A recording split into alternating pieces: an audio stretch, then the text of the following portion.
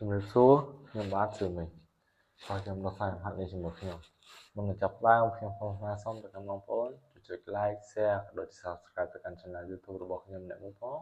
ដើម្បីជាការលើកទឹកចិត្តមកដល់ខ្ញុំបាទឥឡូវចូលទៅមើលប្រធានលំហាត់ជាមួយខ្ញុំប្រធានលំហាត់ទី93នេះឲ្យយើងកណនា limit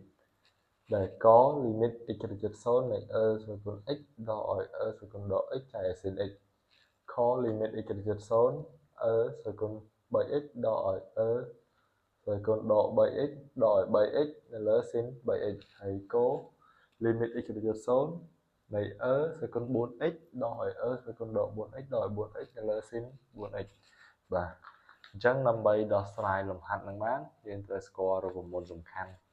2ដែលរូបមន្តទី1ហ្នឹងយើងធ្លាប់ឃើញវាច្រើនហើយគឺ limit x ទៅជិត0នៃ sin x នៅលើ x ឬមួយក៏យើងដាក់ sin ax ចុះ sin uy នៅលើ uy ដាក់ uy ហ្នឹងជាអនុគមនៃ x ឬមួយក៏សេចចុះឲ្យវាជាប់អនុគមនៃ x f នៃ x ចេះចុះ sin នៃ f នៃ x ស្មើនឹង1បាទអញ្ចឹងអាហ្នឹងរូបមន្តទី1ដែលយើងនឹងយកមកប្រើទៅពេលរូបមន្តទី2គឺ e ស្វ័យគុណ ax ដកឲ្យ1នៅលើ ax ស្មើនឹង1ដូចគ្នាបាទអញ្ចឹងយើងនឹងប្រើប្រាស់រូបមន្ត2នេះដើម្បីដោះស្រាយលំហាត់ហ្នឹងបាទឥឡូវយើងមើលលំហាត់កជាមួយខ្ញុំ x ទៅជិត0នៃ e ស្វ័យគុណ x ដកឲ្យ e ស្វ័យគុណដក x នៅលើ sin x បាទអញ្ចឹងខ្ញុំនឹង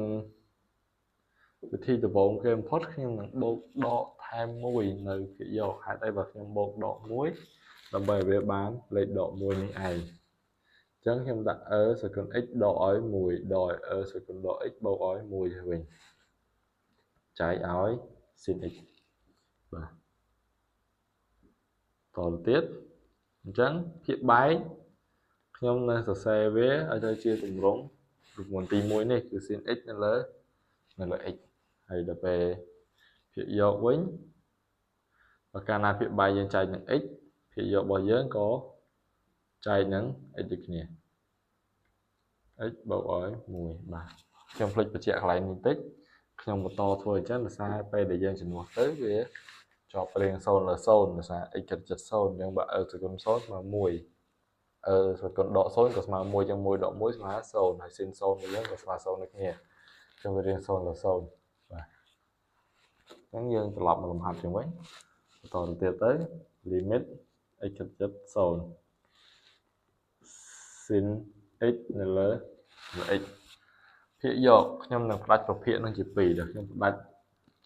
x ដក1នៅលើ x នេះជាប្រភាគ1ដកឲ្យ e ស្គុណដក x ដកឲ្យ1នៅលើ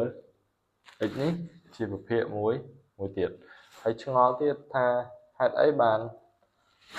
ប្រភាគទី2នេះលេខ1យើងសញ្ញាដកវិញអញ្ចឹងបើសិនយើងគូសរបាប្រភាគរួមទៅសញ្ញាដករបស់យើងនឹងគុណចូលភាគយកបើកាលណាគុណចូលភាគយករបស់យើងនឹងទៅជាសញ្ញាដកហើយលេខ1របស់យើងទៅជាសញ្ញាបូកវិញបាទយើងឃើញថាប៉ុននេះវាចូលរូបមន្តនេះមួយហើយប៉ុននេះក៏វាចូលរូបមន្តនេះមួយដែរប៉ុន្តែផ្ទុយអីសន្សំខាងក្រោយនេះពុំតាន់ចូលរូបមន្តទេមិនបានពុំតាន់ចូលរូបមន្តដោយសារយើងឃើញថារបស់យើងនេះស្វ័យគុណដក x ប៉ុន្តែភាគបែករបស់យើងគឺមានត្រឹមតែ x ទេអញ្ចឹងយើងនឹងគុណសញ្ញាដកបន្ថែមឲ្យវាអញ្ចឹង e ស្គុណ x ដក1នៅលើ x នេះយើងរក្សាទុកវានៅតែទៅអញ្ចឹងបើសិនយើងគុណសញ្ញាដកបន្ថែមវាទៅជាបូកដក x e ស្វ័យគុណដក x ដកឲ្យ1 sin x នៅលើ x បាទដល់កន្លែងនេះយើងនឹងជំនួសវាតែម្ដង limit នៃប្រព័ន្ធនេះស្មើនឹង1អញ្ចឹងជំនួសវាដោយដូច1តែម្ដង limit x ជិត0នៃប្រព័ន្ធនេះវិញវាក៏ស្មើ1ដូចគ្នាអញ្ចឹងសញ្ញាបូកនៅដដែលបូក1ដល់ពេល limit នៃ sin x លើ x នេះក៏ស្មើ1ដូចគ្នាអញ្ចឹង1បូក1ចែក1ស្មើនឹង2អញ្ចឹងអាចដូចនេះមក limit x ខិតទៅជិត0ហើយ ស្វ័យគុណ x ដកឲ្យ ស្វ័យគុណដក x ទៅលើ sin x របស់យើងហ្នឹងស្មើនឹង2ជាចម្លើយចុងក្រោយបាទ